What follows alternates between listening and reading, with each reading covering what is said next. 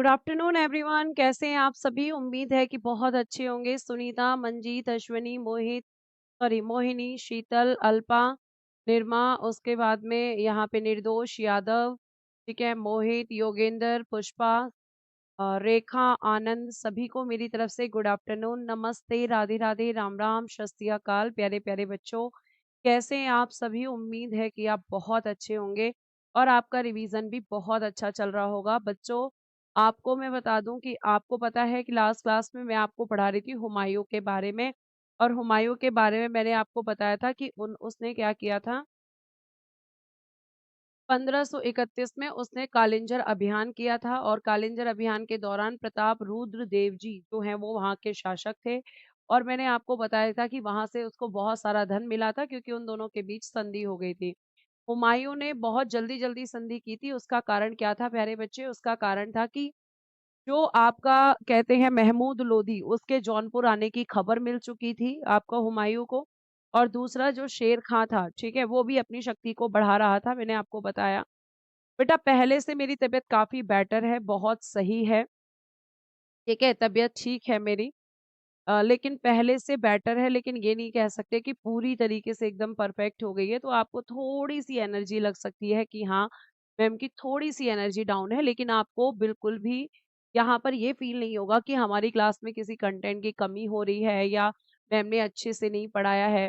ये सब कुछ भी आपको यहाँ पे जो है नहीं देखने के लिए मिलेगा। मैं पूरी तरह से आपको एक अच्छे कंटेंट के साथ ही और आपके जो है अच्छे से कंटेंट के साथ और अच्छे से मैं आपको पढ़ाने वाली हूँ। तो आप सभी लोग जल्दी तैयार हो जाएं और फिर अब हम बात करेंगे हुमायूं के बारे में। ठीक है, बिल्कुल बेटा, मैंने मेडिसिन ले ली है और मेडिसिन चल भी रही है। ठीक है, आपको मैं अलग जो लग रही हूँ वो इसीलिए लग रही हूँ कि भाई थोड़ी सी तबीयत वीक है। ठीक है, चलिए मैं बेटा आपको यहाँ पे स्टार्ट करती हूँ। और आपका आज मुझे क्या पढ़ाना है? आपको हुमायूं के बारे में ही हम लोग पढ़ेंगे। और हुमायूं के बारे में मुझे आज आपको पढ़ाना है दोहरिया के बारे में। ठीक है, दोहरिया का युद्ध आपने सुना होगा। दोहरिया का युद्ध ये आपका किस किस के बीच होगा? तो कौन आ रहा है भाई? महमूद लोदी आ रहा है। तो ये दोहरिया का युद्ध कहाँ पर हुआ था, किस नदी के किनारे? तो बेटा जी गोमती नदी के किनारे। गोमती नदी के किनारे पर ये युद्ध आपका किया जाएगा, दोहरिया का युद्ध। और कौन से ईयर में होगा वो भी मैं आपको बता दूं कि ये युद्ध होगा 1532 में। ठीक है, ये युद्ध कब होगा बेटा जी? तो आप कहोगे मैम 1532 में ये युद्ध होगा। ये युद्ध कब होगा? 1532 में। और आप यहाँ पे बेटा डेली क्लास 12 बजे ही होगी। ठीक है, डेली क्लास 12 बजे ही होगी। आपके कहने पर ही 12 बजे की टाइमिंग की गई है कि मैम 12 बजे हमारी क्लास कर दीजिए, तो 12 बजे ही की गई है। ठीक है, हुमायूं चल रहा है बेटा, हुमायूं चल रहा है। भाई हुमायूं ही तो पढ़ रहे थे हम लास्ट क्लास में, हुमायूं। हेडिंग डाल दी है मैंने। ठीक है, तो ये आपको ध्यान रखना है।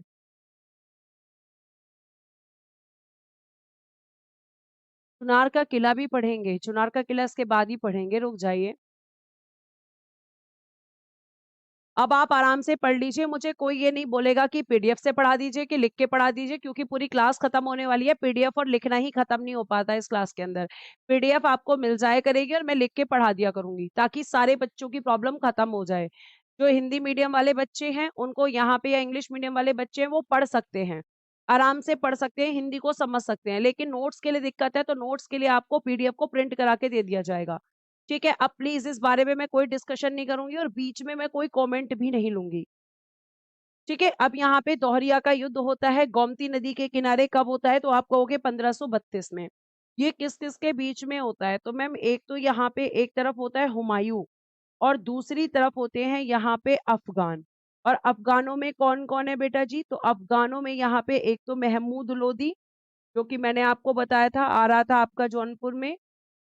और इसके साथ में इस युद्ध में बेटा जी शेर खां है। बहुत सारे बच्चे शेर शाह और शेर खां में कंफ्यूज हो रहे हैं। तो चाहे आप शेर खां कहिए चाहे आप शेर शाह कहिए, बात एक ही है बेटा।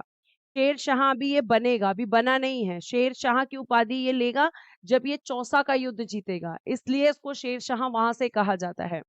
ठीक है, अब देखिए यहाँ पर अगर मैं बात करती हूँ तो यहाँ पे किसने साथ दिया? तो आप कहोगे कि मैम इस युद्ध में जो है शेर खां ने साथ दिया था महमूद लोधी का। यानी शेर खां और महमूद लोधी जो कि अफगान सरदार हैं वो एक तरफ थे और यहाँ पे हुमायूं एक तरफ था। लेकिन फिर भी इन दोनों के एक साथ होने के बाद भी क्या होता है मैम, हुमायूं की जीत होती है। और जैसे ही हुमायूं की जीत होती है तो शेर खां क्या करता है, शेर खां यहाँ से भाग गया। ये भाग गया और भागकर कहाँ पहुंच गया, तो काल आप कहोगे कि मैम ये चुनार के दुर्ग में। अब देखिएगा यहाँ पे क्या होता है, जब ये भाग गया तो 1532 में, भाई हुमायूं को तो बदला लेना था इससे, है ना, हुमायूं को तो बदला लेना था कि भाई तुम दुश्मन के साथ हो तो मैं तो तुमसे बदला लूंगा। ठीक है, क्लास 1.5 घंटे चलेगी, प्लीज अब आप लोग ध्यान से पढ़ लीजिए। मुझे ये बताइए बस एक बार कि यहाँ पे आपको मेरी आवाज प्रॉपर आ रही है या नहीं आ रही है, बस एक कमेंट कर दीजिए फटाफट से, ताकि मुझे ये पता चल जाए कि कुछ ही बच्चे ऐसा कर रहे हैं या फिर सबको दिक्कत हो रही है। मुझे एक बार बताइए आपको मेरी आवाज प्रॉपर आ रही है, यस या नो, जल्दी से बता दीजिए एक बार, जल्दी से। और फिर मैं अभी बीच में फिर बच्चे किसी का कमेंट लेने वाली नहीं हूँ, क्लास बहुत डिस्टर्ब हो जाती है कमेंट लेने से। और आपको ये बात मैं समझा समझा के थक चुकी हूँ, लेकिन आप समझना ही नहीं चाहते हैं। ओके है, प्रिया कह रही है मैम ओके है, चलिए फिर अब पढ़ लीजिए यहाँ पर। अगर मैं बात करती हूँ 1532 की, तो 1532 में और क्या होता है, मैंने आपको बताया कि जब ये युद्ध हुआ, इस युद्ध में हुमायूं ने आपका महमूद लोदी को हरा दिया और ये चीज देखकर शेर खां वहां से भाग गया। और शेर खां कहाँ पर भागा, तो बेटा देखो यहाँ पे क्या हुआ, 1532 में ही हुमायूं ने चिनार का किला, सॉरी, चुनार का घेरा डाला। क्या किया, हुमायूं 1532 में हुमायूं ने चुनार का घेरा डाला। चुनार का घेरा डाला, अब इसका क्या मतलब होता है, चुनार का घेरा डाला, इसका मतलब है कि इसने क्या किया कि जो चुनार का किला था उसका घेरा डाला। मैं इसको एक बार ठीक से लिख देती हूँ, एक मिनट।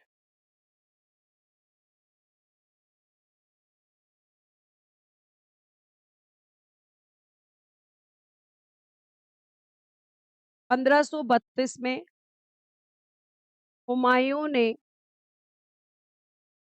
चुनार के किले पर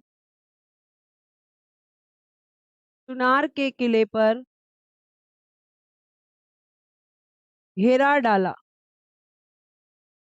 और ये जो घेरा था ना, ये 4 माह का था, मतलब 4 मंथ तक इसने इस किले को घेर कर रखा। अब यहाँ पे एक चीज को अंडरलाइन कीजिएगा कि जो आपका चुनार का किला है, इस चुनार के किले की जब मैं बात करती हूँ तो जिस समय हुमायूं ने इस पे घेरा डाला, ये किसके अधीन है, लिखिएगा, चुनार का किला शेर खां के अधीन था। चुनार का किला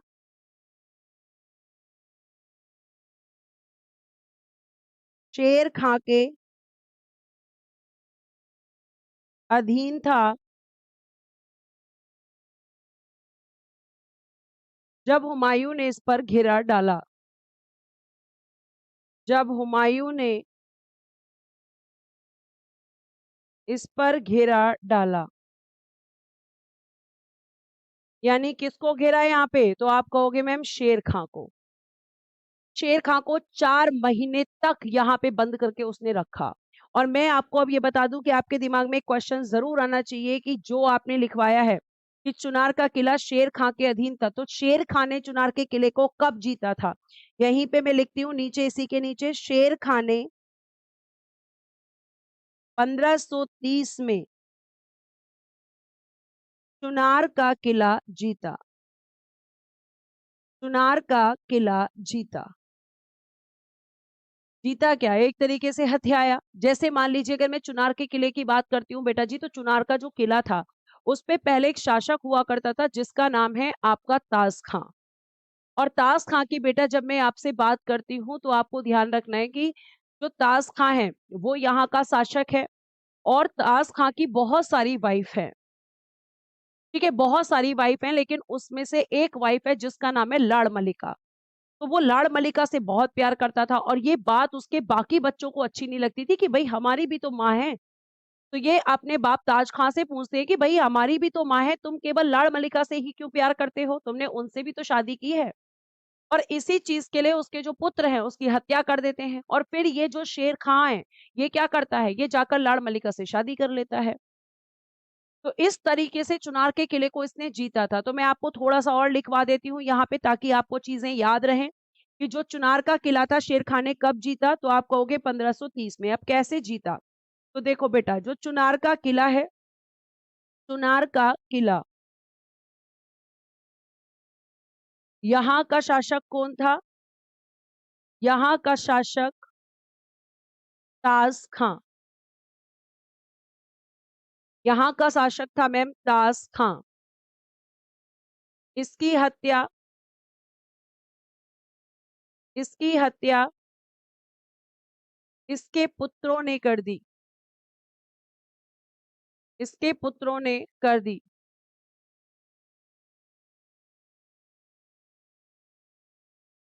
इसके बाद इसकी विधवा इसके बाद इसकी विधवा लाड़ मलिका लाड़ मलिका से शेर खां ने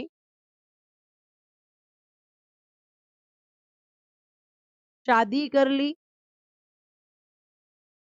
शादी कर ली और किले को अपने अधीन कर लिया। किले को अपने अधीन कर लिया। तो शेर शाह ने कैसे यहाँ पर कब्जा किया आपको पता चल गया। और कब अधीन किया था आपने? 1530 में। और हुमायूं ने घेरा कब डाल दिया इस पे? 1532 में।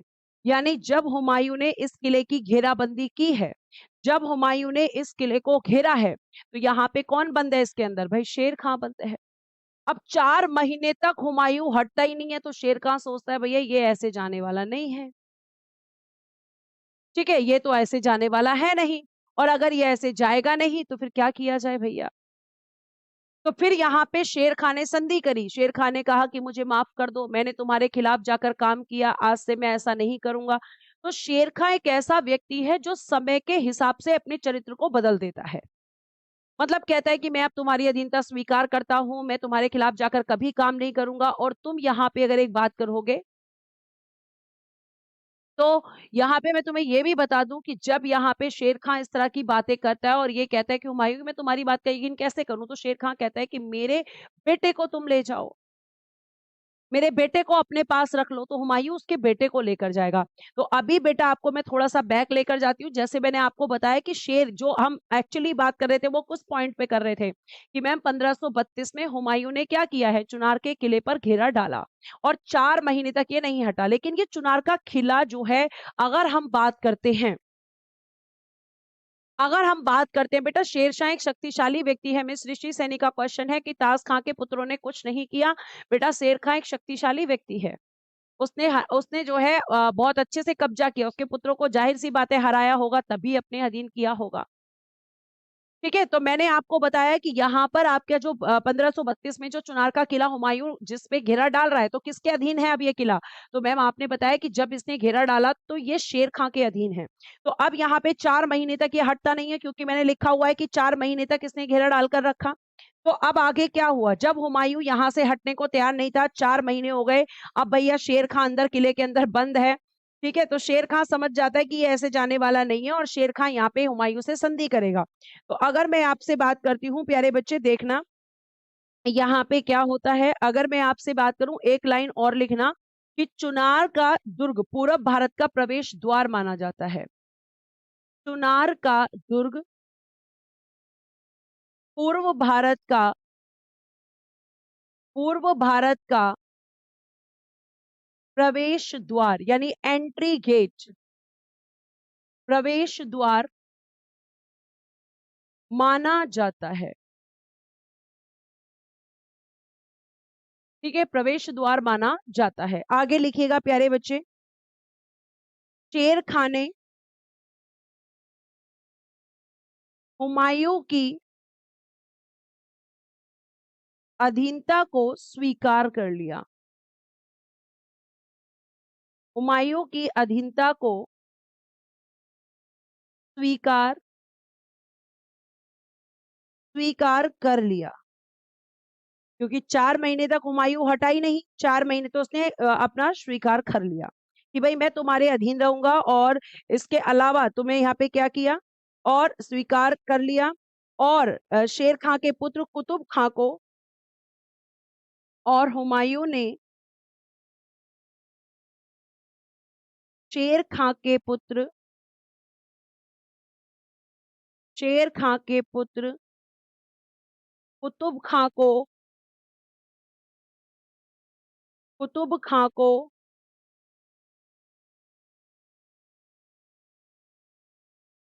कुतुब खां को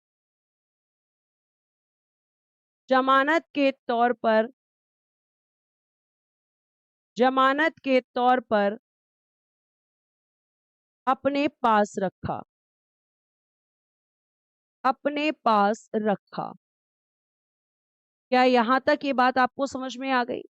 अगर आपको ये बात समझ में आ गई कि भाई किस तरीके से किलेबंदी की गई थी, शेर खां ने किस तरीके से यहाँ पर अधिकार किया था, और हुमायूं ने किस तरीके से शेर खां की घेरेबंदी करके उसे अपनी अधीनता को स्वीकार करने पर मजबूर कर दिया था।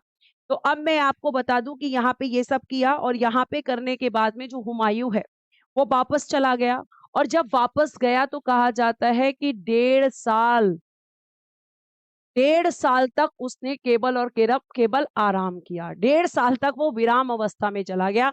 इस चुनार के घेरा डालने के बाद उसने क्या किया, 1.5 साल हुमायूं ने आराम किया।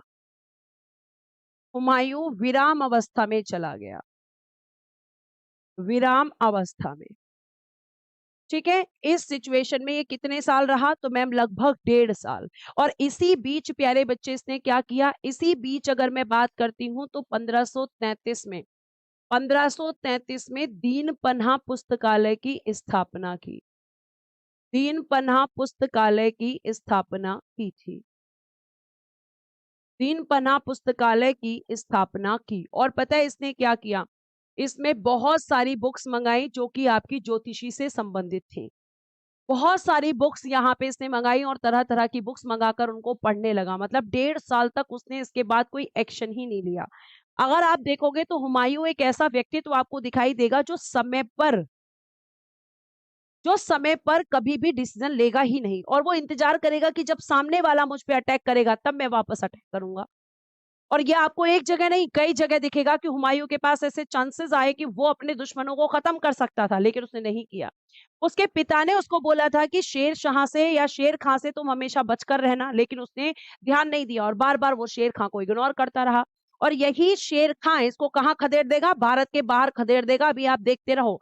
अभी यहाँ पे अब आप देख रहे हो कि 1.5 साल इसने कुछ नहीं किया, 1.5 साल ये विराम की अवस्था में चला गया। और 1.5 साल जब विराम की अवस्था में गया बेटा, तो आपको ये भी बता दूं मैं यहाँ पर क्या होगा, कि अब यहाँ पे इसने पुस्तकालय बनाया, पुस्तकालय बनाकर और फिर ज्योतिषी को पढ़ने लगा, ज्योतिषी में विश्वास करने लगा, और 7 दिन 7 कलर के कपड़े पहनने लग गया। मतलब ज्योतिषी में, एस्ट्रोलॉजी में इसका विश्वास हो गया।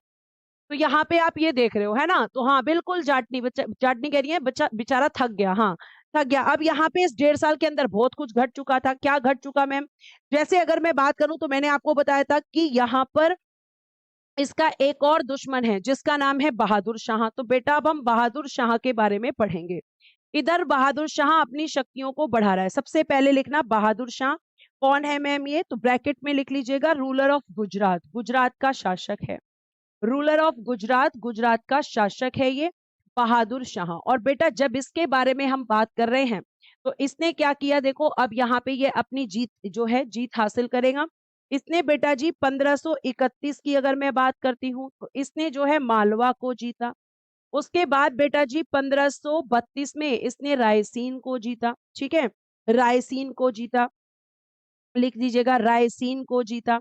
और 1533 में रायसीन जीता। 1533 में मेवाड़ को संधि करने के लिए विवश कर दिया। 1533 मेवाड़ को संधि करने के लिए विवश किया। मेवाड़ को संधि, संधि यानी कि ट्रिटी करने के लिए विवश किया, करने के लिए विवश। अब ये आराम से बैठा हुआ है, इसको पता है कि भाई इसकी शक्ति दिन पे दिन बढ़ रही है, लेकिन ये आराम से बैठा हुआ है।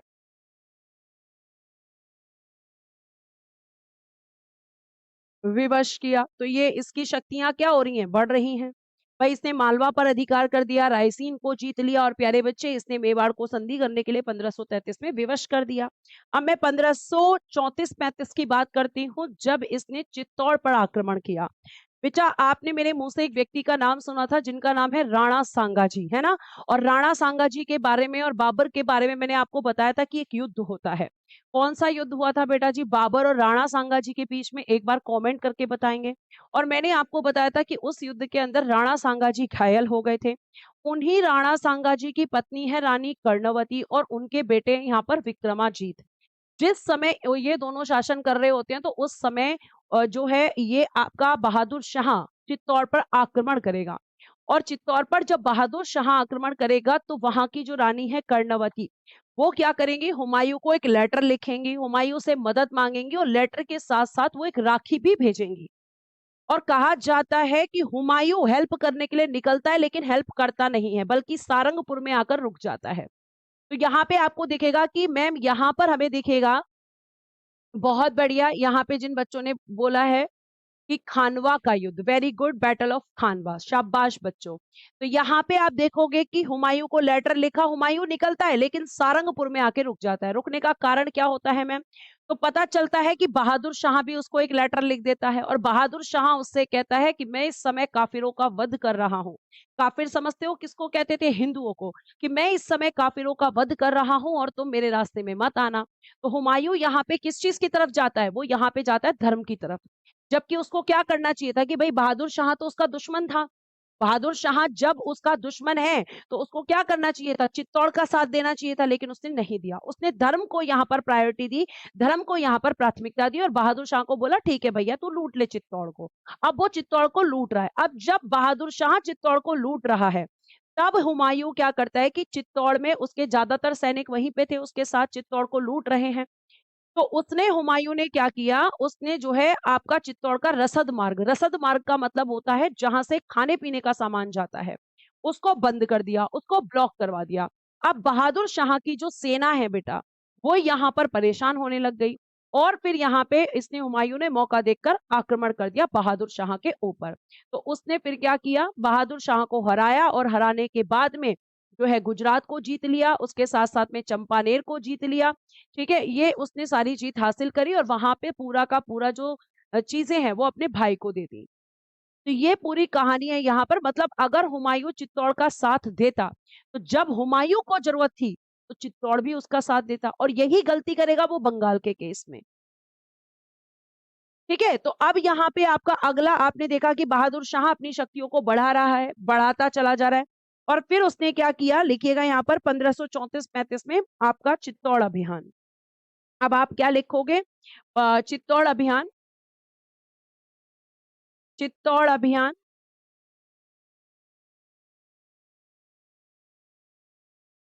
1534-35।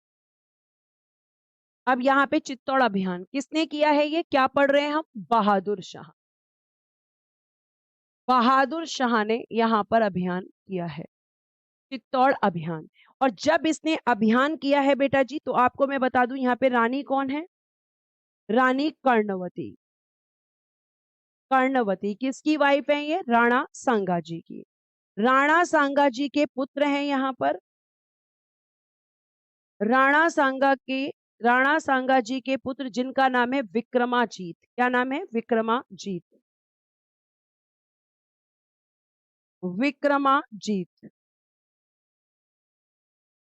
अब देखिए यहाँ पर ये सारी आपको मैंने बताई कि क्या अभियान जब किया है तो वहां पे क्या सिचुएशन है। अब यहाँ पे देखिएगा, आक्रमण के समय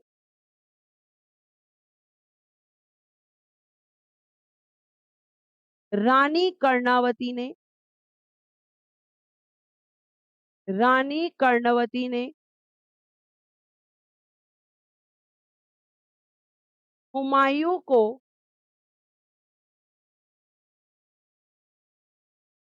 पत्र भेजकर, ऐसे राखी के साथ, राखी के साथ पत्र भेजकर मदद मांगी।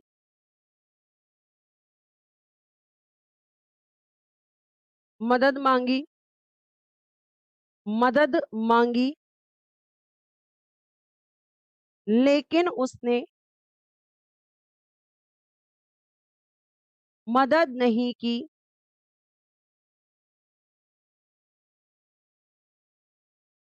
और सारंगपुर आकर रुक गया। और सारंगपुर आकर, ये चित्तौड़ के पास में ही है, और सारंगपुर आकर रुक गया।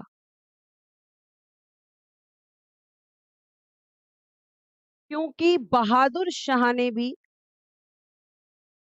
क्योंकि बहादुर शाह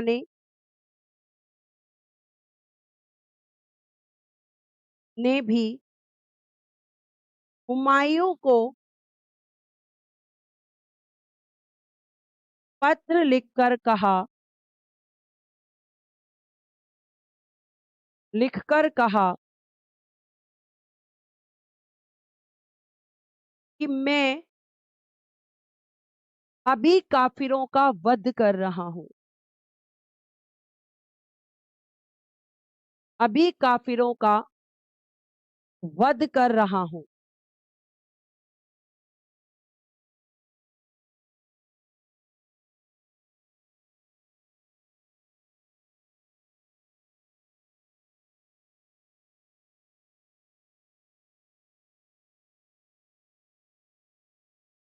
इसीलिए तुम मेरे रास्ते में मत आना।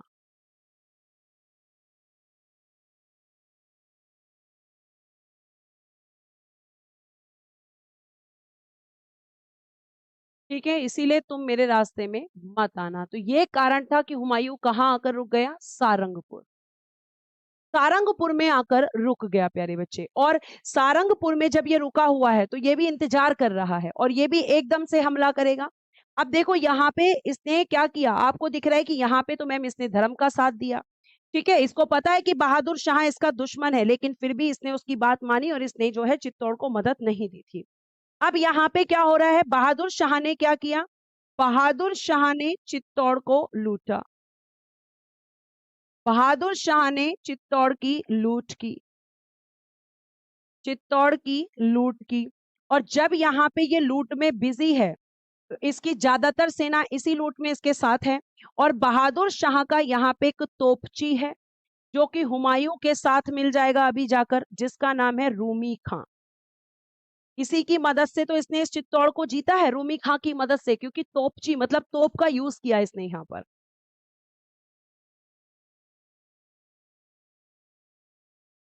ठीक है, अगर आपको ऐसा लग रहा है कि ये बुक बन रही है तो बेटा मैं शॉर्ट में लिख देती हूँ, बाद में मुझे ये मत कहना कि लॉन्ग में लिखो। ये जो कहानी है इसको लिखवाने की कोई जरूरत नहीं थी, लेकिन मैंने क्यों लिखवाई, ताकि आपको याद रहे कि एग्जैक्टली क्या हुआ था। आगे से मैं नहीं लिखवाऊंगी, आगे से मैं नहीं लिखवाऊंगी, सिर्फ और सिर्फ मैं बोलूंगी, उसके बाद मैं नहीं लिखवाऊंगी। ठीक है, और आप आगे से अपने आप लिख लीजिएगा, मैं शॉर्ट में लिखूंगी। अब बहादुर शाह ने क्या किया, चित्तौड़ की लूट की। तोपची था इसके समय इसका रूमी खां। अब प्यारे बच्चे, यहाँ पर जो हुमायूं है, हुमायूं ने क्या किया, हुमायूं देख रहा था कि भाई ये तो लूटने में लगा हुआ है, और हुमायूं को पता चलता है उसकी ज्यादातर सेना इसी अभियान के अंदर है। तो उसने क्या किया, चित्तौड़ जाने वाले रसद मार्ग को बंद करवा दिया। मतलब रसद मार्ग मतलब खाना पीना बंद करवा दिया। भैया सेना बिना खाए कब तक रह सकती है, और बिना खाए कब तक काम कर सकती है। अब इसी मौके का फायदा उठाएगा यहाँ पर हुमायूं, और हुमायूं यहाँ पे कर देगा कब्जा। ठीक है, अब ये आपको ध्यान रखना है। चलिए अब मैं आपको जो मैंने बता दिया, रसद मार्ग बंद करवा दिया, ये करवा दिया, वो बेटा जी आप जो है खुद से लिख लो। ठीक है, वो आप खुद से लिख लो कि इसने रसद मार्ग बंद करवा दिया। अब देखो यहाँ पे, अब यहाँ पे परेशान हो गई। अब देखो यहाँ पे क्या होता है, रूमी खां, रूमी खां हुमायूं से या हुमायूं की सेवा में चला गया। ठीक है, इसकी सेवा में चला गया मतलब हुमायूं की तरफ हो गया, और बहादुर शाह को छोड़ दिया। ठीक है, चित्तौड़ का रसद मार्ग ऑलरेडी यहां पर बंद करवा दिया है। ठीक है, ये आपको ध्यान रखना है। और मैं आपको बता दूं कि रूमी खां इससे मिल गया है, आपको एक शॉर्ट में मैं लिख देती हूँ। हुमायूं ने चित्तौड़ का, चित्तौड़ का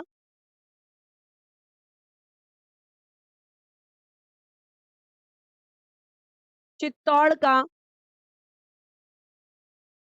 रसद मार्ग बंद करवा दिया, बंद करवा दिया। और जब आपका बंद करवा दिया तो भैया सेना व्याकुल हो गई होगी। फिर यहाँ पे रूमी खां आकर इससे मिल गया। अब यहाँ पे बहादुर शाह कमजोर हुआ। तो बेटा जी अब देखो क्या हुआ। 1535 में मंदसौर का युद्ध हुआ, मंदसौर का युद्ध। और ये युद्ध किस किस के बीच हुआ लिखेगा, बहादुर शाह वर्सेस हुमायूं। बहादुर शाह वर्सेस हुमायूं। बहादुर शाह की हार हुई, ठीक है, इसकी हार हो गई इस युद्ध में। और जब यह हार होगी तो हुमायूं ने क्या क्या जीता होगा। तो मैम सबसे पहले तो ये गुजरात का शासक था, तो हुमायूं ने गुजरात को जीता।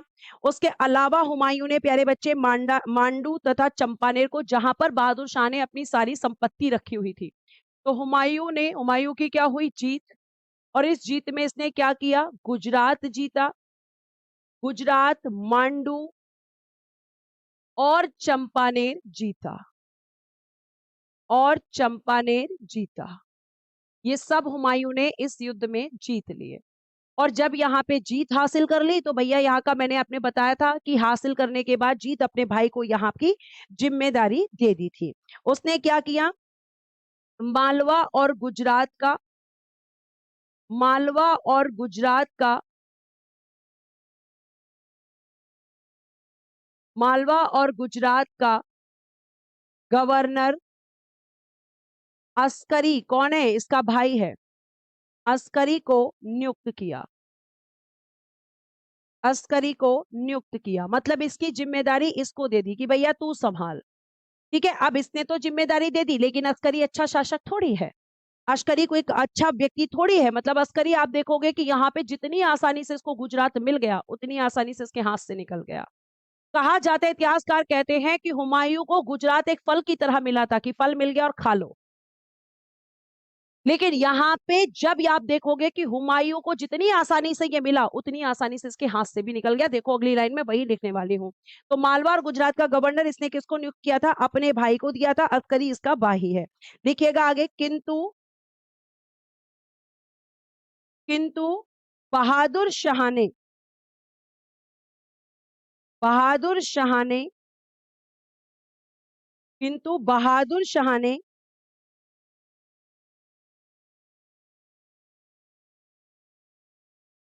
अपनी प्रजा के, अपनी प्रजा के सहयोग से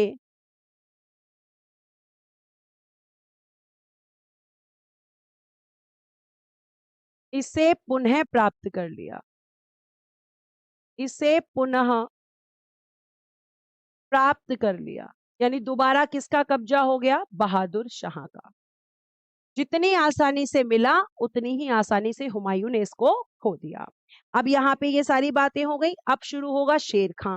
अब यहाँ पे मैं आपको बता दूं प्यारे बच्चे कि यहाँ पर भी हुमायूं जो है, जब उसने गुजरात को जीत लिया और जीतने के बाद उसने पता है क्या किया, गुजरात को जीतने के बाद में वो फिर से विराम अवस्था में चला गया। अब उधर शेर खां अपनी शक्ति बढ़ाने में लगा हुआ है।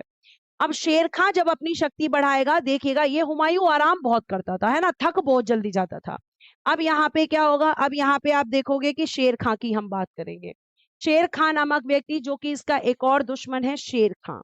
ठीक है, शेर खां जिसको ये हमेशा हल्के मिलेगा अपने पिता के समझाने के बाद भी, शेर खां। अब देखो यहाँ पे शेर खां इसने क्या किया, इसने 1536-37 में, 1536-37 में बंगाल पर आक्रमण किया, बंगाल पर आक्रमण। और जब इसने आक्रमण किया है बेटा जी, तो बंगाल का शासक लिखिएगा इस समय,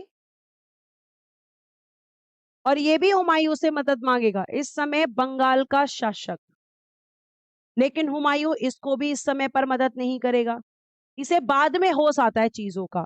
ठीक है, जिसका नाम है गयासुद्दीन महमूद शाह,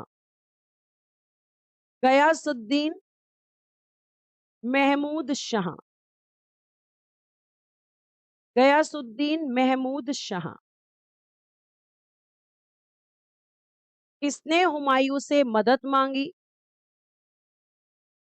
किसने हुमायूं से मदद मांगी?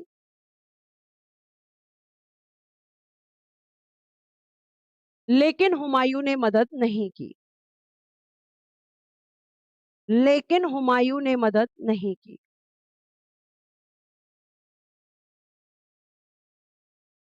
लेकिन हुमायूं ने मदद नहीं की। और अब आप देख रहे हो कि बंगाल किसके आप अधीन आ जाएगा, फिर इसका मतलब शेर खान।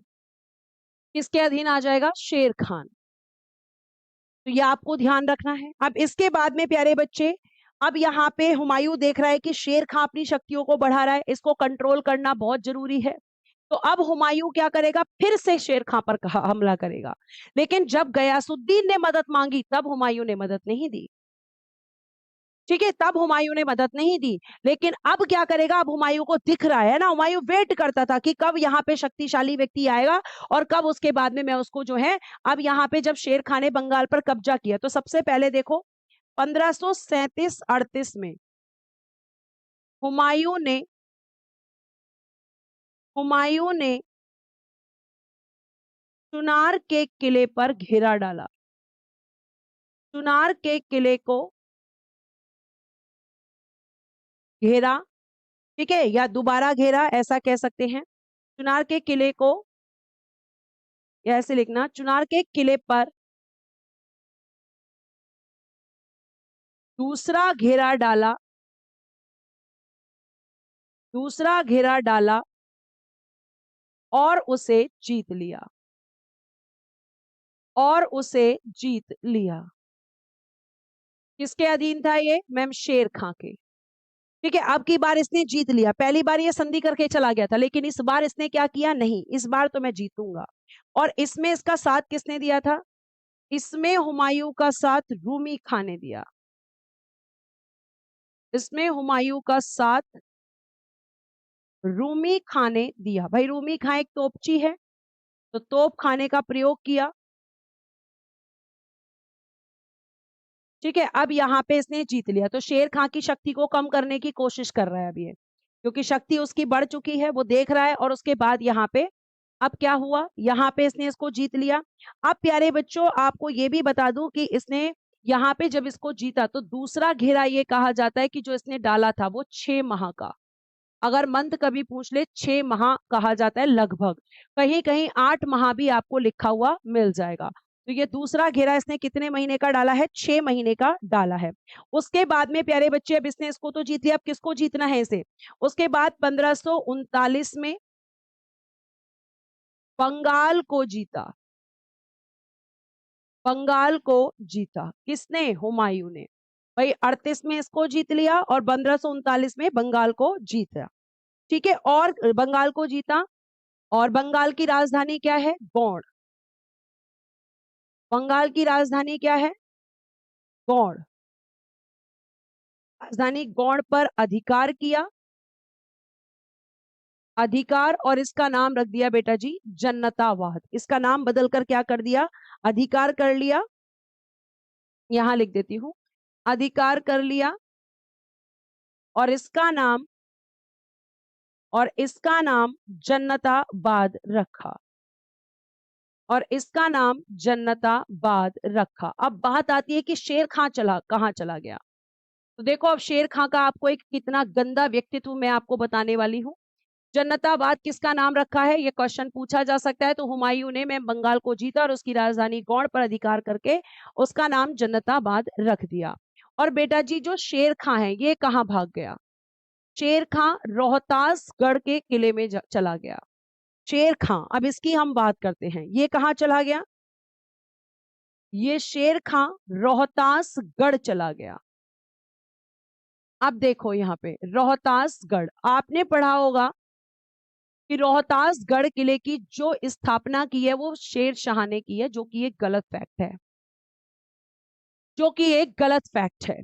इससे बेटा आपके हर एग्जाम में काम चल जाएगा। मैं कई बार बता चुकी हूँ, एसएससी के जितने एग्जाम होते हैं सारे, रेलवे के जितने एग्जाम होते हैं सारे, यूपी के जितने एग्जाम होते हैं सारे। ठीक है, अब शेर खां देखो यहाँ पे रोहतासगढ़, रोहतासगढ़ प्यारे बच्चे एक किला है, ये भी एक फोर्ट है।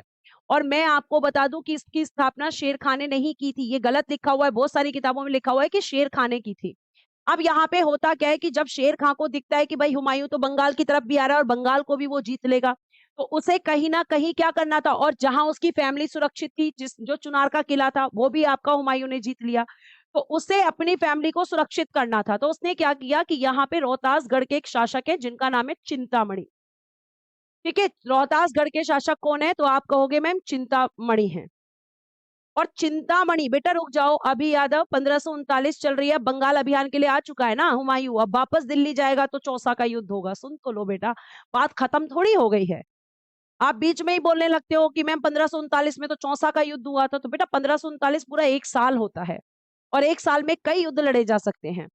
अब यहाँ पे जब वो बंगाल अभियान पे आया है तभी तो वो वापस जाएगा, और वापस जाएगा तभी तो शेर खां उसको घेरेगा, क्योंकि हुमायूं तो अब यहाँ पे रुक जाएगा, अब आराम करने लगेगा। हुमायूं लगभग 8 महीने यहीं पर आराम किया। उधर शेर खां अपनी शक्तियां बढ़ा लेगा, और शक्तियां बढ़ा लेगा, इसको बीच में घेर लेगा। जब ये जा रहा होगा, चौसा बिहार के आसपास पड़ता है। और आपको मैं बताऊंगी कि किस तरीके से जीत, अब मेरे को बोलने दो पहले। तो यहाँ पे जब रोहतासगढ़ का किला है, अभी मैं लिखूंगी नहीं, पहले कहानी सुन लो ताकि तुम्हारे दिमाग में जब मैं लिखूं तो घूमती रहे चीजें। तो इस किले पर कैसे यहाँ पे फिर इसने कब्जा किया, तो बेटा जी यहाँ के शासक है चिंतामणि, और कहा जाता है कि चिंतामणि और शेर खां के बीच में बहुत अच्छे संबंध थे, मतलब दोस्त थे आपस में। लेकिन चिंतामणि शेर खां की आदतों को बहुत अच्छे से जानते थे कि भाई शेर खां किस व्यक्तित्व का आदमी है। और जब वो यहाँ पे लेटर लिखता है, मदद मांगता है, तो चिंतामणि ये कहते हैं कि ठीक है, मैं तुम्हें मदद करूंगा, लेकिन एक बात ध्यान रखना कि तुम्हारे घर की केवल स्त्रियां ही आकर यहाँ पर रह सकती हैं, मतलब कोई आदमी नहीं रह सकता, और उन स्त्रियों की सुरक्षा की जिम्मेदारी हमारी होगी। शेर खां कहता है ठीक है। शेर खां कहता है ठीक है, आप मेरे घर की स्त्रियों को यहाँ पर रखो। तो शेर खां ने जितना भी धन वगैरह इकट्ठा किया था, वो और अपने घर की जितनी स्त्रियां हैं सबको डोली में बिठाया।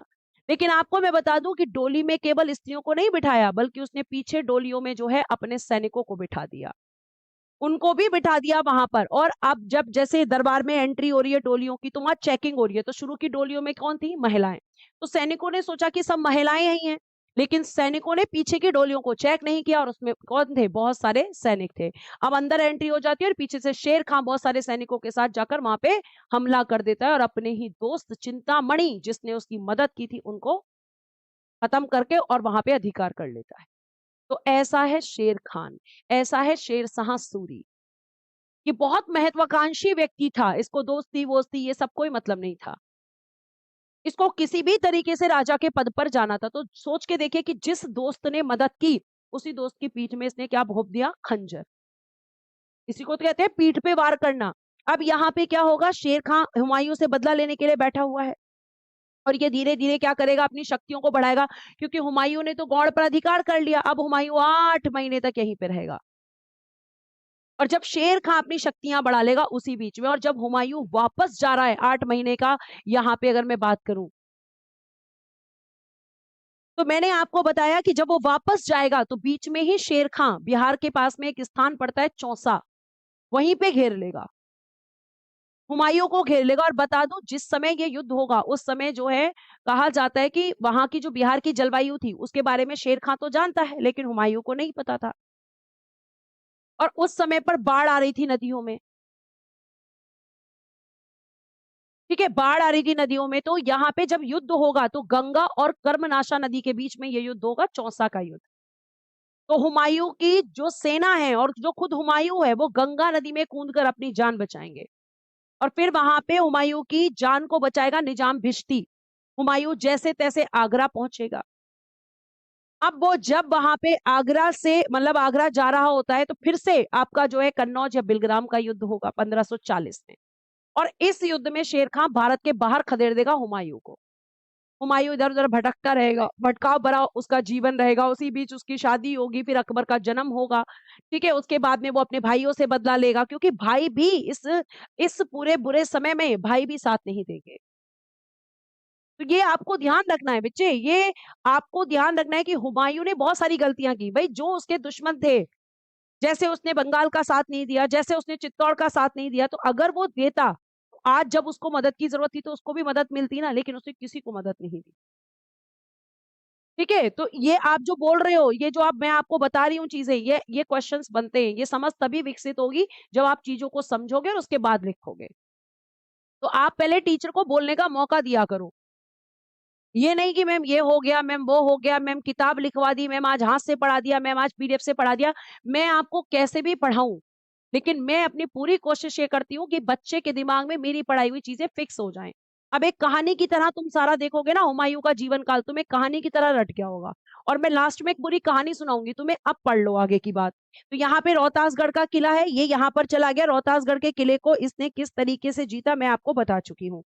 यहाँ पे इसने अपना पूरा खजाना वगैरह सुरक्षित रख दिया। और हुमायूं जब उसने यहाँ पर अधिकार कर लिया, तो मैंने बताया कि यहाँ पे इसी बीच हुमायूं क्या करेगा, 8 महीने आराम करेगा। 8 माह वो आराम कर रहा है, और जिस समय ये 8 महीने आराम कर रहा है, शेर खां अपनी शक्तियों को बढ़ाएगा। शेर खां ने क्या किया, देखो, 8 माह आराम कर रहा है, इसी बीच शेर खां ने, ध्यान से सुनिएगा, शेर खां ने क्या कर लिया, शेर खां ने बनारस, कड़ा, बहराइच, बनारस, कड़ा, बहराइच, कन्नौज, ठीक है, इसी बीच शेर खां ने बनारस, कड़ा, बहराइच, कन्नौज और वह संभल पर अधिकार कर लिया, पर अधिकार कर लिया, पर अधिकार कर लिया। ठीक है, बनारस, कड़ा, बहराइच, कन्नौज व संभल पर। और जौनपुर एवं चुनारगढ़ को घेर कर, जौनपुर एवं चुनारगढ़ को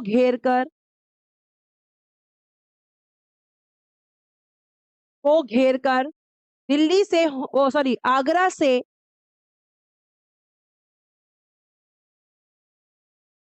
हुमायूं का संबंध विच्छेद कर दिया।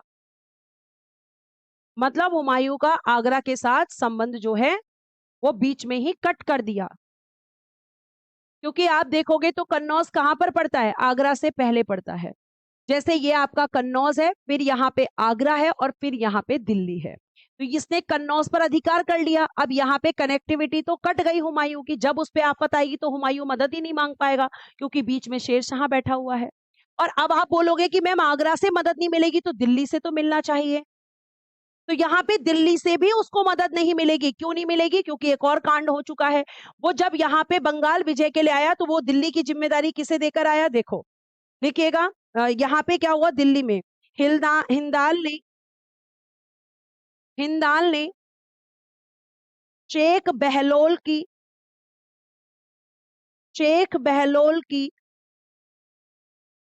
हत्या कर दिल्ली पर अधिकार कर लिया, अब इसकी दिल्ली से भी मदद खत्म, क्योंकि ये तो भाई थोड़ी थे, इसके दुश्मन थे। भाई भी मदद नहीं करेंगे इसकी। यहाँ पर ये सारी चीजें, और आगरा से कनेक्टिविटी किसने खत्म कर दी, तो आप कहोगे कि मैम यहाँ पर आगरा से कनेक्टिविटी खत्म कर दी है, कह सकते हैं, जिसका नाम है आपका शेर खां, क्योंकि उसने कन्नौज को जीत लिया है। और जब कन्नौज को जीत लिया है, तो जाहिर सी बात है कि आगरा से कनेक्टिविटी खत्म होगी हुमायूं की।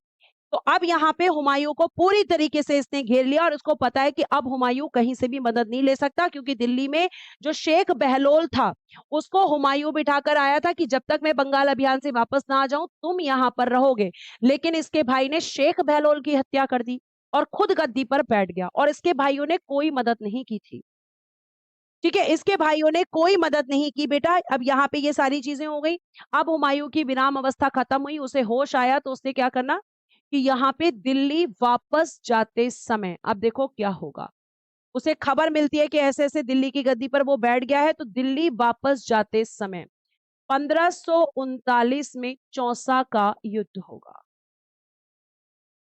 1539 में चौसा का युद्ध। और ये किस किस के बीच होगा? तो आप कहोगे कि मैम ये युद्ध होगा हुमायूं वर्सेस शेर खां। हुमायूं वर्सेस शेर खां, इनके बीच में ये युद्ध होगा बेटा। और ये जो युद्ध हुआ है ये आपका गंगा और कर्मनाशा नदी के बीच, गंगा और कर्मनाशा नदी के बीच, कर्मनाशा नदी के बीच में। और इस समय जो आपका मौसम चल रहा है, इस समय बिहार में बाढ़ आती है। अब शेर खां को तो ये बात पता है लेकिन हुमायूं को नहीं पता। और इस युद्ध में किसकी जीत होगी? शेर खां की। और जैसे ही इसकी जीत हुई तो इसने क्या किया? इसने एक उपाधि ली और इसने अपने आप को कहा शेर शाह। तो इसीलिए मैं कह रही थी कि शेर खां कहो या शेर शाह कहो, एक ही व्यक्ति है। अब यहाँ पे हुआ क्या था मैम? एक्चुअली एक्चुअली में बेटा यहाँ पे ये हुआ कि जब हुमायूं आ रहा था तो चारों तरफ से, अब इसे आगरा से मदद नहीं मिल चुकी क्योंकि कन्नौज में भी शेर खां बैठा हुआ था। दिल्ली से मदद नहीं मिली क्योंकि यहाँ पर हिंदाल आकर बैठ गया था, इसने अपने भाई की मदद ही नहीं की। और बेटा जब यहाँ पे ये युद्ध हुआ तो इसको कहीं से मदद नहीं मिली। और ये युद्ध कहाँ हुआ है? गंगा और कर्मनाशा नदी के बीच में। अब इसने युद्ध में जान कैसे बचाई? बेटा गंगा नदी में कूद कर, गंगा नदी में कूद कर, ऐसे लिखना, हुमायूं गंगा नदी में कूद गया,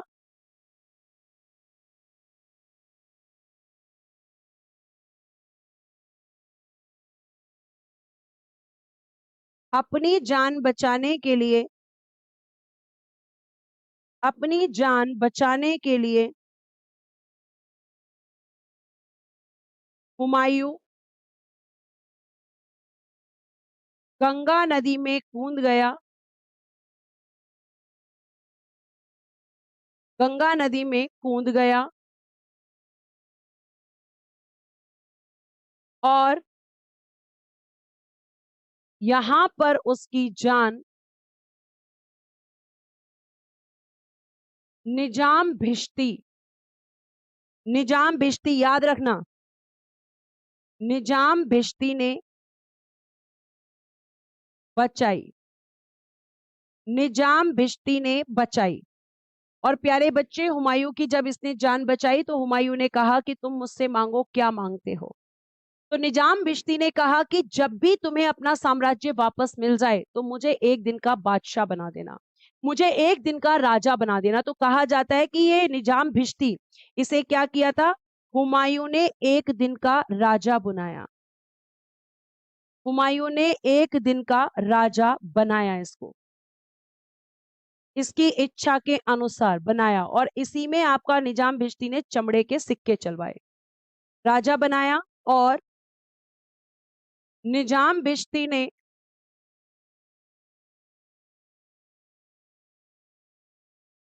चमड़े के सिक्के चलवाए, चमड़े के सिक्के चलवाए।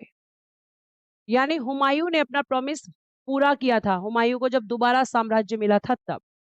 ठीक है, इसको बनाया था। अब यहाँ पे हुमायूं जो है जैसे तैसे बचा, बच के भागा। और फिर आगे जाकर 1540 में फिर से युद्ध हुआ। ठीक है, फिर से युद्ध हुआ, यह आपको ध्यान रखना है। तो आपको ये चीज बहुत अच्छे से पता होनी चाहिए बच्चे कि यहाँ पर जब ये सिक्के चले तो हुमायूं ने एक दिन का राजा यहाँ पर इसको बना दिया था। कब? जब उसको दोबारा राज्य मिला था। दोबारा कब मिला था वो भी मैं आपको बताऊंगी। अब उसके बाद क्या हुआ यहाँ पर? उसके बाद में प्यारे बच्चे 17 मई 1540 कन्नौज या बिलग्राम का युद्ध आप इसको कहते हो, कन्नौज या बिलग्राम का युद्ध, कन्नौज या बिलग्राम का युद्ध। और ये युद्ध भी किस किस के बीच हुआ था? हुमायूं वर्सेस शेर शाह, इन दोनों के बीच में ये युद्ध होता है। और अब ये युद्ध होता है तो फिर से क्या होगा? हुमायूं की हार। और हुमायूं की हार का कारण है सेना का साथ ना मिल पाना और भाइयों की मदद ना मिल पाना। शेर शाह की जीत होती है। और जीत होती है तो क्या होता है? शेर शाह का दिल्ली और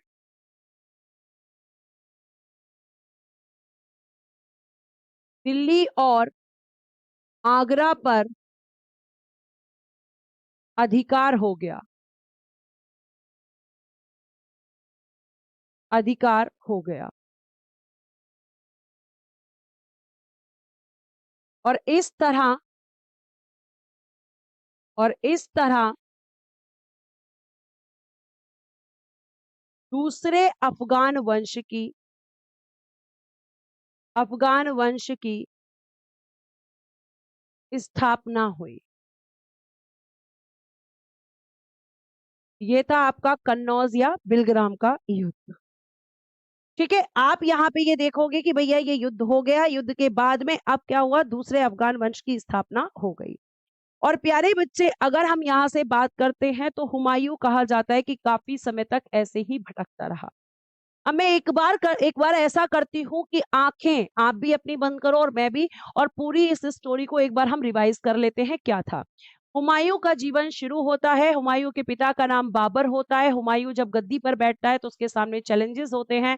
एक तो अफगान जिसमें महमूद लोदी और शेर शाह था, मैम गुजरात जिसका शासक बहादुर शाह था, और मैम उसके अलावा आपके हुमायूं की जो है आर्थिक जो समस्याएं थी वो भी थी, क्योंकि बाबर ने बहुत सारा धन लुटा दिया था। साथ साथ हुमायूं ने जो अपना साम्राज्य का विभाजन किया था वो भी आगे चलकर उसके लिए एक समस्या का कारण बना। हुमायूं ने पहली विजय 1531 में कालिंजर के किले पर की थी, जहां के शासक प्रताप रुद्र देव जी थे। प्रताप रुद्र देव जी के यहाँ पर जब वो अभियान करने गया, उसे सूचना मिलती है कि महमूद लोदी जो है वो जौनपुर की तरफ आ रहा है, और उधर शेर खां भी जो है उसने जो चुनार का किला है उस पे कब्जा कर लिया है। तो यहाँ पे उसको पता चल रहा है कि उसके दोनों दुश्मनों की शक्तियां बढ़ रही हैं। तो हुमायूं प्रताप रुद्र देव के साथ जल्दी जल्दी संधि करता है और वहां से निकल जाता है। उसके बाद में फिर वो आपका जो है क्या करता है, दोहरिया का युद्ध होता है। दोहरिया का युद्ध 1532 में महमूद लोदी और हुमायूं के बीच में होता है, जिसमें महमूद लोदी का साथ शेर खां ने दिया था। महमूद लोदी और शेर खां की हार हो जाती है, शेर खां भाग जाता है। फिर हुमायूं 1532 में ही शेर खां के चुनार के किले पर कब्जा करता है। शेर खां ने चुनार के किले को जीता था 1530 में ताश खां की विधवा बेगम, जिसका नाम था लाड़ मलिका, से शादी करके। उसके बाद में जब वो 4 महीने तक घेर के रखता है तो शेर खां समझ जाता है हुमायूं नहीं जाने वाला। और जो हुमायूं है प्यारे बच्चे, उसकी अगर मैं बात करती हूँ तो उसके बाद वो क्या करता है, शेर खां से कहता है कि भैया अब जो सॉरी शेर खां कहता है कि भैया मैंने तुम्हारी अधीनता स्वीकार कर ली है, मैं तुम्हारे खिलाफ अब कोई काम नहीं करूंगा, तुम्हारी अधीनता में रहूंगा, तुम्हारे नाम के सिक्के चलवाऊंगा। ठीक है, और अपने पुत्र को कुतुब खां को इसके साथ भेज देता है। उसके बाद क्या होता है, अब शेर खान जो हुमायूं है वो आराम की व्यवस्था में चला जाता है। उधर बहादुर शाह अपनी शक्तियों को बढ़ाता है। ठीक है, 1531 में वो क्या करता है, 1531 से लेकर 1533 तक अपनी शक्तियों को लगातार बढ़ाता रहता है। और 1533 में जब वो चित्तौड़ अभियान करता है, रानी है वहां की कर्णावती और राजा है विक्रमाजीत। कर्णावती जो है हुमायूं से मदद मांगती है, राखी भेजती है, लेकिन हुमायूं मदद नहीं करता बल्कि सारंगपुर में जाकर रुक जाता है, क्योंकि बहादुर शाह ने भी उसे पत्र लिखा था कि मैं अभी काफिरों का वध करने में बिजी हूं, तो मैं तुमसे ये कहता हूं कि तुम मेरे रास्ते में मत आओ। अब यहाँ पर प्यारे बच्चे, यहाँ पे वो जो है हुमायूं जो है, ठीक है कि भाई जो है हुमायूं मदद नहीं करता, लेकिन वो इंतजार करता रहता है और देखता है कि चित्तौड़ की जब लूट हो रही है तो बहादुर शाह की ज्यादातर सेना वहीं पर है। तो वो रसद मार्ग को बंद कर देता है, बंद करता है, फिर चित्तौड़ पर हमला करता है। फिर वहां से जो है एक तरीके सॉरी चित्तौड़ पर नहीं, बहादुर शाह पर हमला करता है, गुजरात को जीत लेता है। ठीक है, उसके अलावा जीत कर उसके भाई अपने भाई को वहां की जिम्मेदारी दे देता है, मालवा और आपके गुजरात की। बताओ किस भाई को जिम्मेदारी दी थी, ये आप बताएंगे। जिम्मेदारी दे दी, जितनी आसानी से जीता उतनी ही आसानी से उसके हाथ से गुजरात निकल गया। उसके बाद में प्यारे बच्चे, आपको मैंने बताया, पहले मुझे जल्दी से कमेंट बॉक्स में बताएं कि आपको मैंने बताया था कि मालवा और गुजरात की जिम्मेदारी उसने अपने भाई को दी थी। तो यहाँ पे फिर क्या होता है, फिर प्यारे बच्चे आपको मैं बता दूं कि मंदसौर का युद्ध हुआ था, उसमें इसने जीता था। हाँ, फिर उसके बाद में 1537-38 में इसने चुनार के किले पर दूसरा घेरा डाला, और जो चुनार का किला था उसको अब की बार जीत लिया। और शेर खान ने क्या जीत लिया, इसी बीच बंगाल जीत लिया था। तो इसने बंगाल को भी जीता, गोंड को जीतकर उस पर अपना अधिकार कर लिया और उसका नाम जन्नताबाद रख दिया। ठीक है, अस्करी जिन बच्चों ने बोला है बिल्कुल सही बोला है। ठीक है, वो जीत लिया। अब बंगाल अभियान पे जब उसने शेर खां को हराया तो शेर खां बदला ले रहा है। शेर खां रोहतासगढ़ के किले में बैठा हुआ है, और वहां पर बैठकर उसने पूरी प्लानिंग प्लॉटिंग करी और हुमायूं के जितने रास्ते थे वो सब बंद कर दिए। उसने कन्नौज पर अधिकार कर लिया, जो कि आगरा आगरा से पहले पड़ता था, तो आगरा से उसका रास्ता काट दिया। दिल्ली में उसके भाई ने कब्जा कर लिया। ठीक है, और यहाँ पे हुमायूं को मदद नहीं मिल पाई, तो इसने 1539 में चौसा के युद्ध में और 1540 में बिलग्राम या कन्नौज के युद्ध में इसको हराया। क्या यहाँ तक की कहानी आपको याद हुई? भले ही ये शॉर्ट कहानी थी, लेकिन उम्मीद है कि आपको याद हुई होगी, और एक बार आप अपना रिस्पॉन्स मुझे जरूर दे दें, ताकि फिर मैं आगे की तरफ बेटा जी बढ़ सकूं। ताकि मैं आगे की तरफ यहाँ पर बढ़ सकूं, जल्दी से एक बार पहले रिस्पॉन्स देंगे, तभी मैं आगे की तरफ यहाँ पे बढ़ूंगी। बताइए जल्दी से, बताइए जल्दी से, बताइए जल्दी से, जल्दी से बताइए। याद हुई कहानी? Yes ma'am, clear clear clear clear clear. चलो बेटा, क्लियर क्लियर ही तो चाहिए। अब यहाँ पे हुमायूं को क्या है? अब हुमायूं की बेटा हार हो चुकी है, तो हुमायूं जो है उसका जो जीवन है, अब वो चलेगा भैया भारत के बाहर की तरफ, क्योंकि भारत पर किसका कब्जा हो चुका है? भारत पर तो शेर खां बैठ चुका है, और शेर खां हुमायूं की तरह नहीं था कि भैया हुमायूं माफ कर देता था तो हुमायूं जो है उसको भारत में ही रहने देता था। ये तो भारत के बाहर खदेड़ने पर मजबूर कर देता है हुमायूं को। अब प्यारे बच्चे, मैं आपको बता दूं कि हुमायूं देखो, जैसे हुमायूं की अगर हम बात करते हैं, तो हुमायूं किस किस तरीके से यहाँ पर गया। तो अगर मैं हुमायूं की बात करती हूँ, तो सबसे पहले ये पता है कहाँ पर पहुंचा? सबसे पहले हम ये कह सकते हैं कि जब हुमायूं की इसमें युद्ध में हार हुई, तो बेटा जी ये कहा जाता है कि आपका जो हुमायूं है, उसको एक व्यक्ति है मालदेव, मालदेव ने,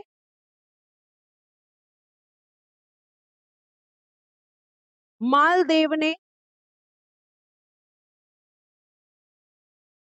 हुमायूं को मदद भेजी, मदद भेजी। लेकिन इस समय, लेकिन इस समय हुमायूं ने मदद नहीं ली, हुमायूं ने मदद नहीं ली। और बाद में, और बाद में जब हुमायूं ने मदद मांगी, जब हुमायूं ने मदद मांगी,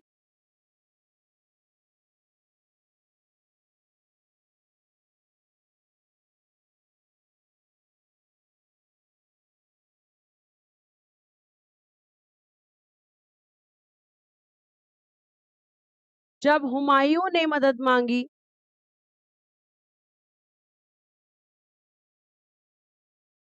तो मालदेव ने इनकार कर दिया, मालदेव ने इनकार कर दिया। ठीक है, इनकार कर दिया।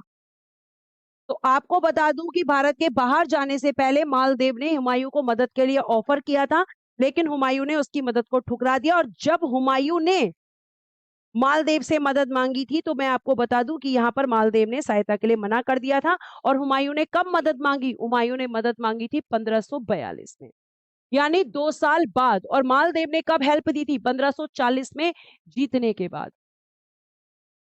ठीक है, और ये यहाँ पर हुमायूं ने मना, पहले हुमायूं ने मना कर दिया, फिर इन्होंने मना कर दिया। अब इसी बीच में क्या होता है प्यारे बच्चे? इसी बीच में, इसी बीच 1541 में, इसी बीच 1541 में हुमायूं की शादी होती है। ठीक है, 1541 में हुमायूं ने हमीदा बानो बेगम, हमीदा बानो बेगम से विवाह किया। ठीक है, शादी हो गई। कहां पर? इसी बीच में, जब ये आपका राजगद्दी पर नहीं है, और इसी से इसकी विवाह, इसका विवाह हो गया। ठीक है, किससे हो गया? तो आप कहोगे हमीदा बानो बेगम से निकाह हो गया। और ये किसकी पुत्री थी?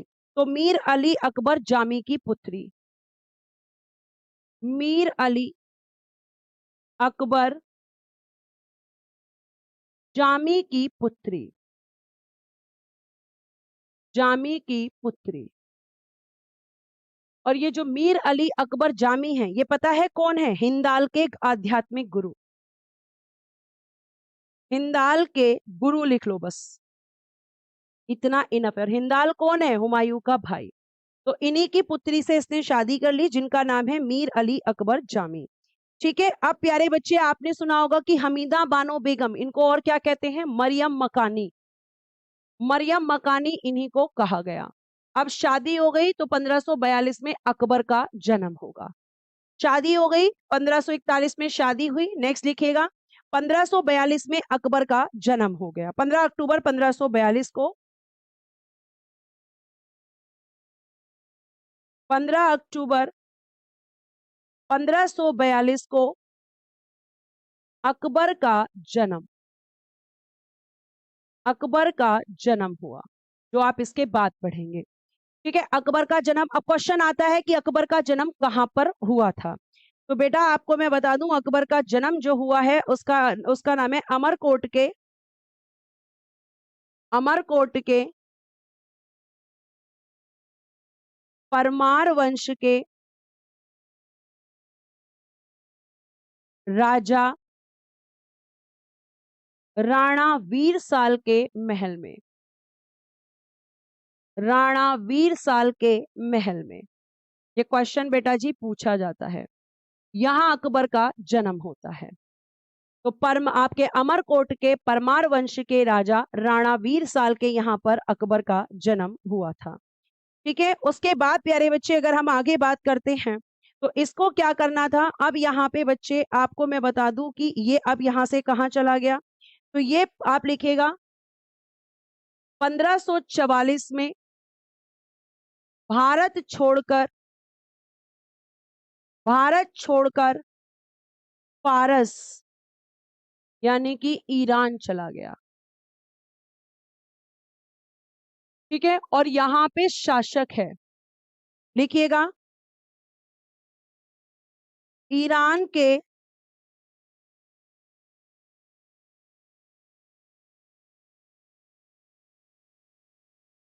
ईरान के शासक इस समय पर कौन है? ईरान का शासक लिखिएगा शाह तमाश्प प्रथम, शाह तमाश्प प्रथम के यहां शरण ली। नाम याद रखना क्योंकि इसी की मदद से ही अपने भाइयों को हराएगा। शाह तमाश प्रथम के यहाँ पर इसने शरण ले ली, यहाँ पर रहने लगा। यहाँ पे जब इसने शरण ले ली तो देखो आगे क्या किया इसने। सबसे पहले इसने क्या किया, 1545 में अस्करी को हराकर, अस्करी को हराकर, अस्करी कौन है? इसका भाई, कंधार पर अधिकार किया, कंधार पर अधिकार। भाई अपने भाइयों से भी तो लड़ेगा आप, क्योंकि भाइयों ने साथ तो कभी दिया नहीं। तो इसको हराया, 1545 में कंधार पर अधिकार कर लिया।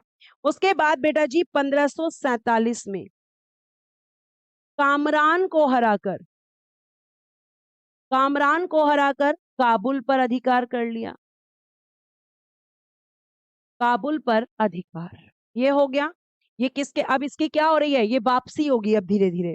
1547 आ गया और 1545 में शेर शाह सूरी की मृत्यु हो जाती है और उसका भी जो वंश है वो कमजोर होने लगता है, क्योंकि शेर शाह सूरी ही उस वंश का एक शक्तिशाली शासक था।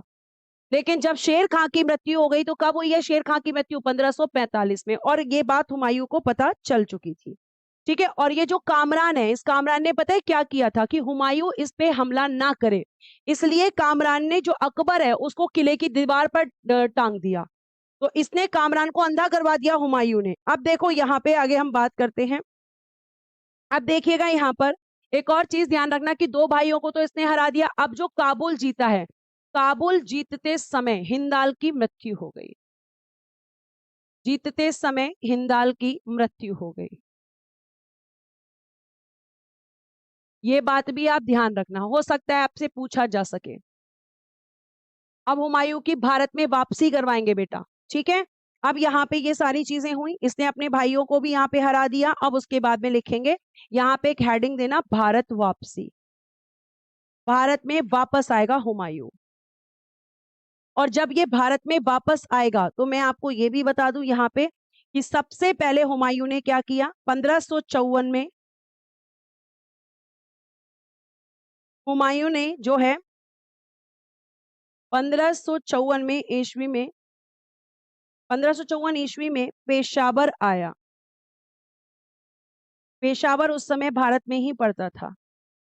ठीक है, 1554 में कहाँ आ गया? पेशावर आ गया। और किस उद्देश्य से? विजय के उद्देश्य से वापस आया है। 1555 में लाहौर जीता। और 1555 में फिर होगा बेटा जी मच्छीवाड़ा का युद्ध। पहले आप इतना लिख लो, 1555 में लाहौर जीत लिया। फिर 1555 को आपका, अब ये कहोगे कि दो डेट हैं तो यहां लिखना फरवरी 1555, और फिर मई 1555 में मच्छीवाड़ा का युद्ध होगा। ठीक है, उसके बाद लिखिएगा मई 1555 मच्छीवाड़ा का युद्ध। मच्छीवाड़ा का युद्ध होगा, जिसमें एक तरफ आप लिखेंगे कौन होगा यहां पर?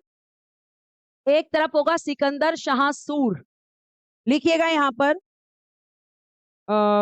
पूरी डेट भी आप लिख सकते हो। एक मिनट, 15 मई, मैंने पूरी डेट नहीं लिखी, पूरी डेट लिखना बेटा।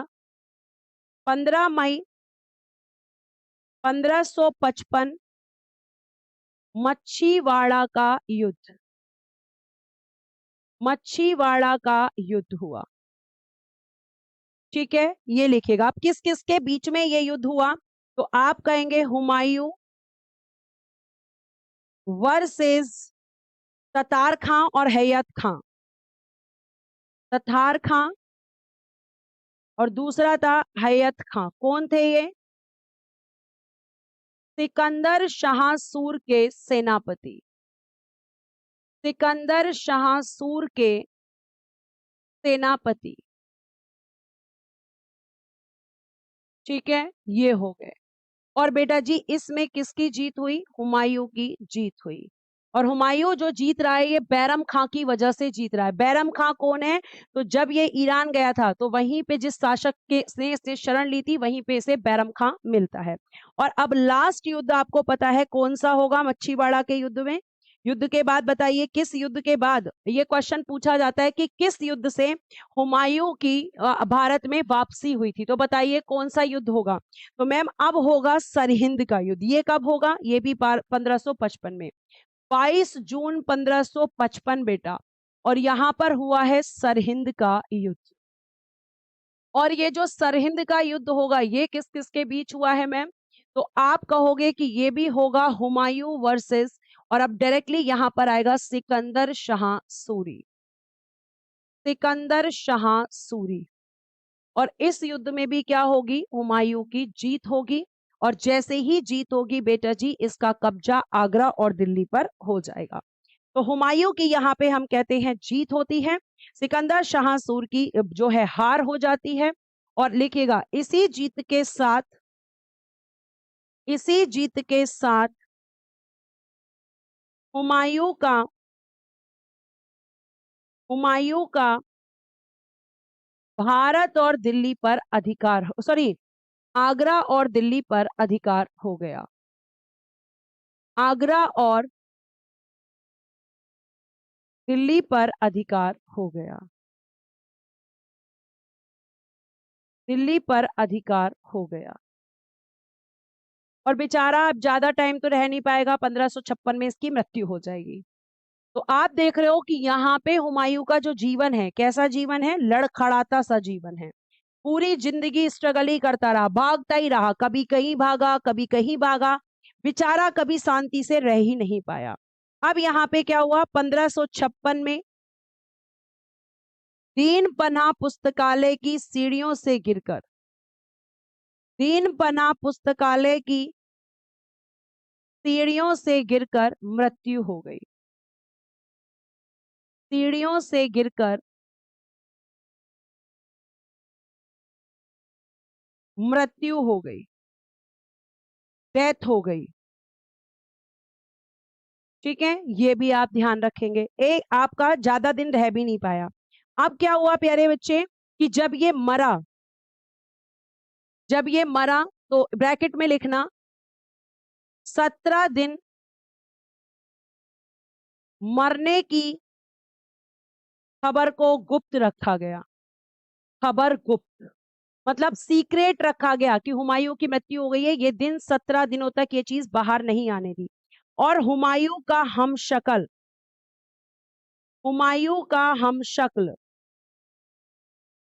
जिसका नाम है मुल्ला बेकसी, मुल्ला बेकसी को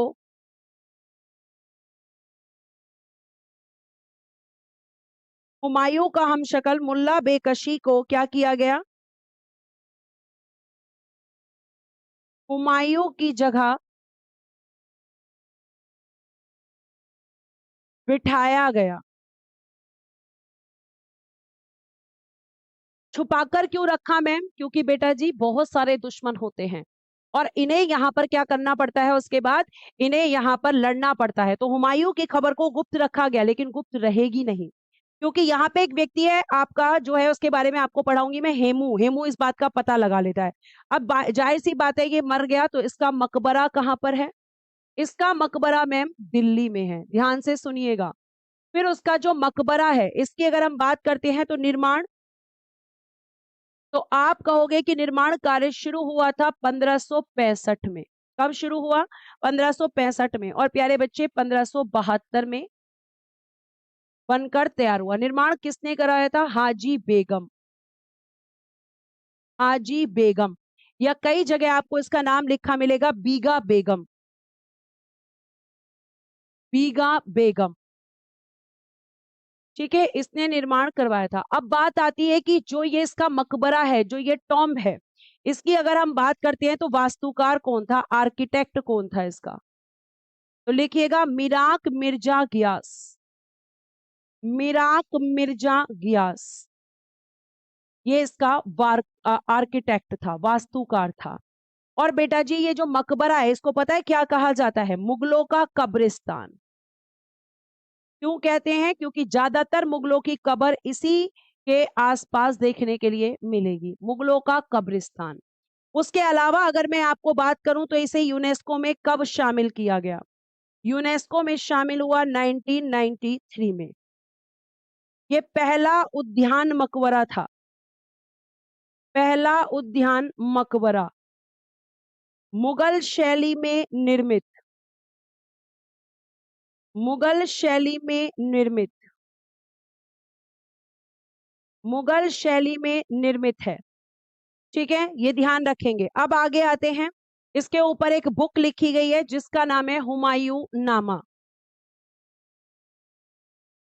और आपको पता है हुमायूं नामा किसने लिखी है? बुक हुमायूं नामा, जिसको लिखा है प्यारे बच्चे गुलबदन बेगम ने, गुलबदन बेगम ने लिखा। ये पूरी पीडीएफ आपको हिंदी इंग्लिश में टाइप होकर मिल जाएगी। ठीक है, इसने इसको लिखा है। उसके बाद बात आती है कि भैया इसकी अगर हम भाषा की बात करें तो भाषा थी इसकी फारसी, भाषा थी इसकी फारसी। और आपको मैं और भी बात बताऊं तो प्यारे बच्चे हुमायूं के बारे में एक स्टेटमेंट लिखिएगा लेनपूल का। लेनपूल ने क्या कहा? इसने कहा कि भैया जो है एक जीवन भर ठोकर खाता रहा, जीवन भर ठोकर खाता रहा और ठोकर खाकर ही मर गया, और ठोकर खाकर ही मर गया।